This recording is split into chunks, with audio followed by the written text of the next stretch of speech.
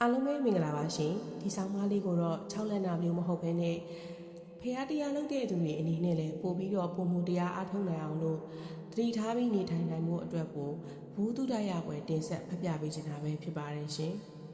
ဒီဆောင်မလေးနာမည်ကတော့စီးပေါက်တယ်ဆိုတာတဲ့လောကကြီးမှာမြင့်အပ်မမြင့်အပ်32ပုံသားတွေနေထိုင်ကြတာဖြစ်တယ်တခြားဘာသာတွေယူမရှိပေမဲ့ဗုဒ္ဓဘာသာဝင်တွေအတွက်ကတော့မြတ်ဗုဒ္ဓတရားတော်အလိုရအထင်ရှားဖြစ်ပါတယ်တဲ့လောကလို့ပြောထားတဲ့အချိန်မှာတကဘာလုံးကလူသားတွေပါအပါအဝင်ဖြစ်တယ်မမြင်အပ်တဲ့အရာတွေထဲမှာတော့မြမာတွေနဲ့တွေနဲ့အပေပုံသားဖြစ်တဲ့ငရဲသားတွေလူတွေကိုနှောက်ယှက်နေကြတဲ့နတ်မိတ်စာနတ်ဘလူတွေစတဲ့မမြင်အပ်တဲ့အရာတွေရှိပါတယ်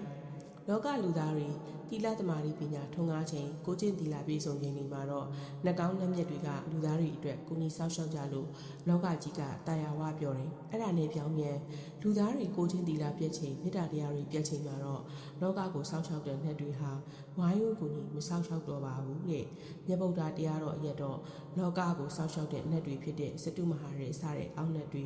ယာတိဥရုပီဆိုတွေမဖြစ်အောင်ကာကွယ်တဲ့နှက်တွေဟာလူသားတွေတီလာပြည့်ရင်မြစ်တာတွေပြည့်ရင်သူတို့မဆောက်ရှောက်တော့ဘူးလေအဲ့ဒီခါကျရင်မကောင်းတဲ့မိစ္ဆာနှက်ဆိုတွေဘလူတပတ်တွေဟာသူတို့အစာစားရဖို့လူသားတွေတည်ကြည်ပြည့်စည်အောင်နည်းမျိုးစုံနဲ့ကြိုးပမ်းကြတော့တယ်လူစီဘလူစီဆိုတာကိုကျင်တရားနဲ့ပိုင်းခြားထားတဲ့စီးပါပဲတဲ့အခုတကဘာလုံးယောဂပြီးစစ်ပြီးတဘာဝပြီးတွေဟာလူလောကလူတွေတည်ကြည်ပြည့်စည်အောင်လှုံ့ဆော်တိုက်တွန်းပြီးတော့မဖြစ်ဖြစ်အောင်ကြိုးစားကြတာပါ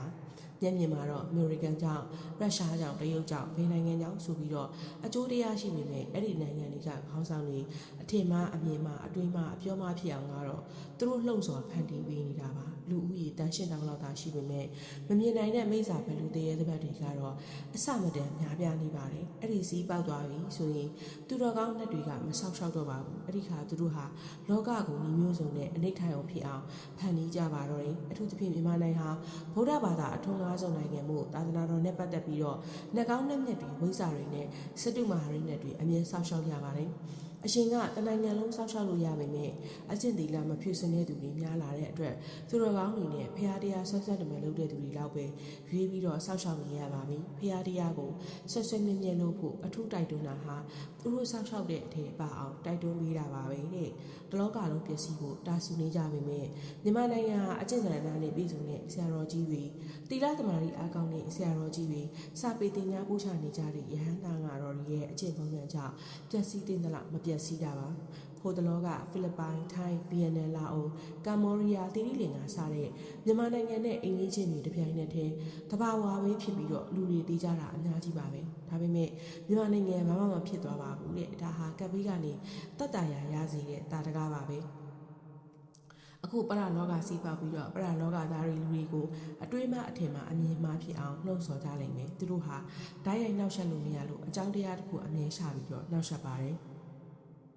အခုဆိုရင်တော့အမားလုပ်တဲ့သူအမားပြောတဲ့သူအမားမြင်တဲ့သူတွေအများကြီးရှိရင်သတိထားကြည့်ရင်သိနိုင်ပါတယ်တဲ့။ပါချုပ်ဆရာတော်ဘုရားကြီးဟောတာတဲ့တရားတစ်ပုဒ်ရှိပါတယ်။မိစ္ဆာတွေနောက်ဆက်တော်မယ်ဆိုရင်လူတွေအနားမှာအမြဲတမ်းကပ်နေတာတဲ့။ဘယ်သွားဘယ်လာအမြဲတမ်းလိုက်ကပ်ပြီးတော့အခွင့်ကြုံတာနဲ့မှားအောင်လှုပ်ဆော်ဖန်တီးပြီးတော့ပျက်စီးအောင်လုပ်ကြတော့ပါပဲ။တရဏဂုံပွားကြပါပေးပဋ္ဌာန်းပူဇော်ကြပါဆိုတာသူတို့နှောက်ယှက်လို့မရအောင်တားဆီးပေးထားတာပါပဲ။ပရလောကစီးပေါက်ပြီးရှမ်းနေပြီဆိုတာပုဂ္ဂိုလ်တူကြီးပြောပြလို့သိရတာပါတဲ့။တန်မြာသီးနဲ့နံနွေးတက်ဆောင်ထားရင်သူတို့နှောက်ယှက်လို့မရဘူးလို့ပြောပြလို့ပြန်ပြောပြရတာပါတဲ့။ယုံကြည်ရင်လုပ်ပါမယုံကြည်ရင်လည်းသဘောပါပဲတဲ့။ဟိုရင်ကပြောထားတဲ့လောကီစီရင်တွေလည်းလုပ်ပါအခုပြောတာလည်းလုံနိုင်ရင်လုပ်ပါလေဒီဆရာတော်ဘုရားကြီးပေးထားတဲ့ပါထိုင်ရမှာတကြောင်ဆွဲအခရာကိုလည်းသုံးပါလောကီအစင်းကြီးဆိုတာကိုယ်သူမရပါမယ်မမြင်နိုင်တဲ့မိစ္ဆာဗလူအန်ဒီယန်တွေကတော့ကာကွယ်ရပါတယ်စီးပေါက်ရင်လည်းမဟုတ်ဘူးရှမ်းနေပြီတဲ့အဲ့ဒါကြောင့်အမြဲတတိတစီရှိကြပါ